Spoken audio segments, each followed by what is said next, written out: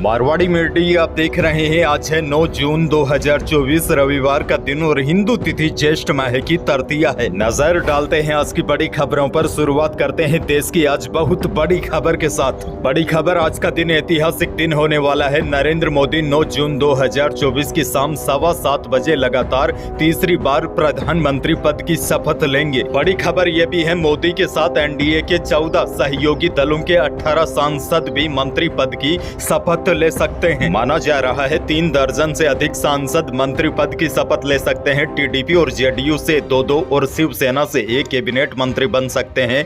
सूत्रों का कहना है कि इसके अलावा एनसीपी, एलजेपी और जेडीएस के कोटे से भी कैबिनेट मंत्री शपथ ले सकते हैं। अच्छा, बड़ी जानकारी आपको यह भी दे दूं, नरेंद्र मोदी ने लगातार तीसरी बार लोकसभा चुनाव में जीत दर्ज कर वर्ष 1962 के उस रिकॉर्ड की बराबरी कर ली है, जब देश के पहले प्रधानमंत्री पंडित जवाहरलाल नेहरू लगातार तीसरी बार इस पद पर आसीन हुए थे। अब मोदी ऐसे दूसरे प्रधानमंत्री होंगे जो उनके बाद लगातार तीसरी बार इस पद पर शपथ लेंगे। और बड़ी खबर तो यह भी आ रही है, अमेरिका के 22 शहरों में नरेंद्र मोदी की रिकॉर्ड तीसरी बार जीत का जश्न मनाया जाएगा। आगे बढ़ जाते हैं। एक और बड़ी खबर, कांग्रेस दिल्ली और हरियाणा में आपसे गठबंधन तोड़ सकती है। वहीं राहुल वायनाड सीट छोड़कर रायबरेली सीट अपने पास रखेंगे। यह संकेत शनिवार को कांग्रेस वर्किंग कमेटी की मीटिंग से मिले हैं। लेकिन बड़ी खबर यह है, कांग्रेस अब अरविंद केजरीवाल की पार्टी से गठबंधन तोड़ सकती है। भ्रष्टाचार के आरोप में केजरीवाल समेत बड़े नेताओं के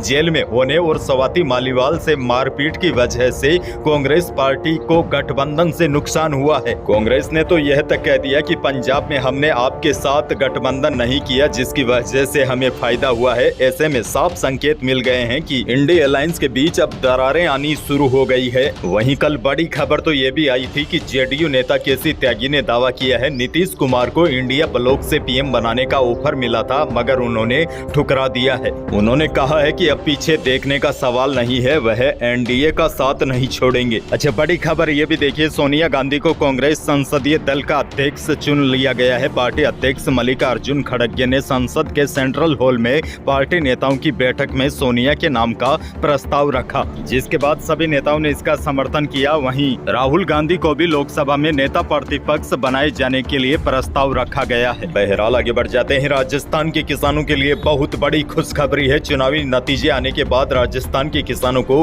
राज्य की बीजेपी सरकार ने बड़ा तोहफा दिया है।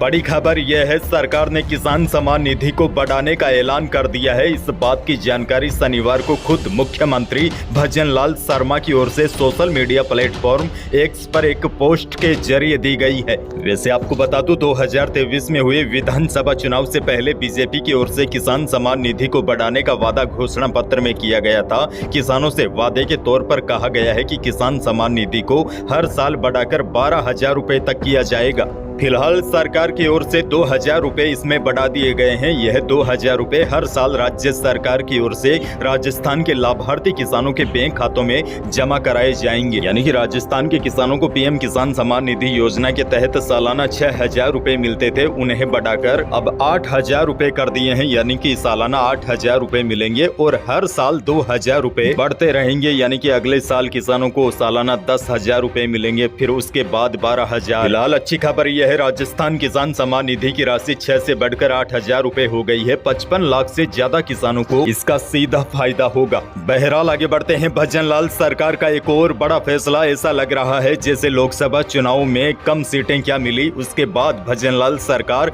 पूरी तरीके से एक्शन मोड में आ गई है। बड़ी खबर यह है, सरकार की ओर से इस बार एडमिशन पॉलिसी में बड़ा बदलाव कर दिया गया है। इस बार छात्राओं को 3% बोनस अंक दिए जाएंगे। साथ ही में सेल्फ डिफेंस ब्लैक बेल्ट हासिल कर चुकी छात्राओं को 5% बोनस अंक देने का फैसला किया है।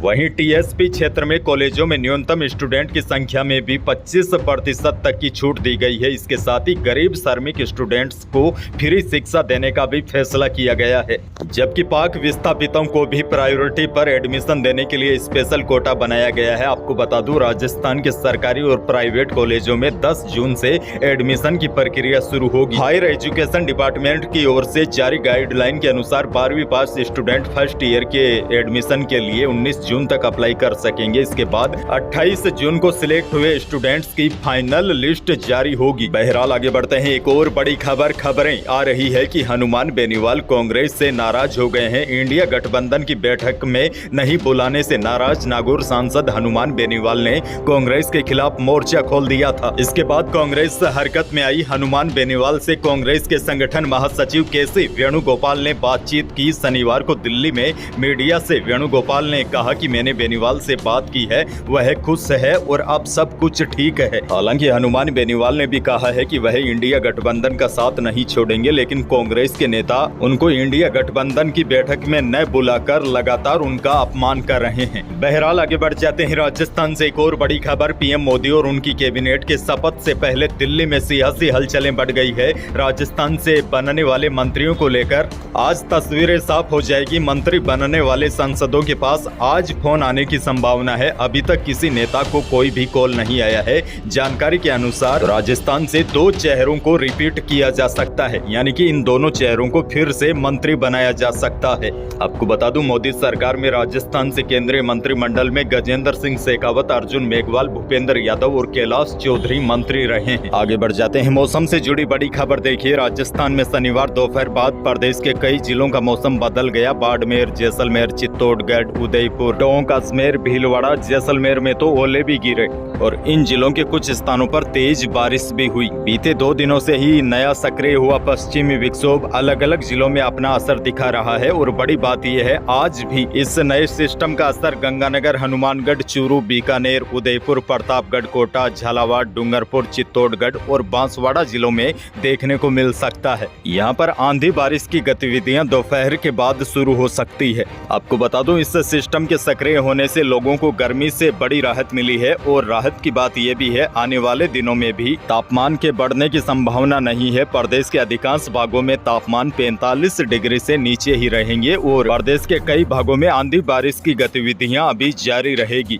बहरहाल आगे बढ़ते हैं, आपके लिए एक और बड़ी खबर। इंटरनेशनल मार्केट की नरमी के बाद शुक्रवार देर रात को वायदा बाजार लुढ़का। शनिवार को इस कारण जयपुर सराफा बाजार में भी चांदी 4450 रुपए सस्ती हो गई और बड़ी बात यह है, शुद्ध सोना भी 1850 रुपए सस्ता हो गया और जेवराती सोने के भी भाव 1900 रुपए टूटे हैं। जयपुर सराफा बाजार के अनुसार जयपुर में चांदी 90,650 रुपए प्रति किलो पर पहुंच गई। शुद्ध सोना यानी कि 24 कैरेट सोना 73,150 रुपए प्रति 10 ग्राम पर रहा। वहीं जेवराती सोना, जिसको 22 कैरेट बोला जाता है, जेवराती सोना भी टूटकर 68,300 रुपए प्रति 10 ग्राम पर पहुंच गया और 18 कैरेट सोना 58,200 रुपए प्रति 10 ग्राम रहा। वहीं मंडियों के भाव की बात करें तो मंडियों के भाव में भी नरमी दिखाई दे रही है। नागौर की मेड़ता की मंडी में जीरा बिका अधिकतम 29,000 रुपए, चना बिका यहाँ पर 6850 रुपए। इसबगोल का भाव रहा मेड़ता की मंडी में अधिकतम 14,200 रुपए, गवार का भाव रहा 5140 रुपए। वहीं बीकानेर की मंडी की बात करें तो बीकानेर में जीरा बिका है 27,900 रुपए अधिकतम, इसबगोल बिकी है अधिकतम 14,300 रुपए,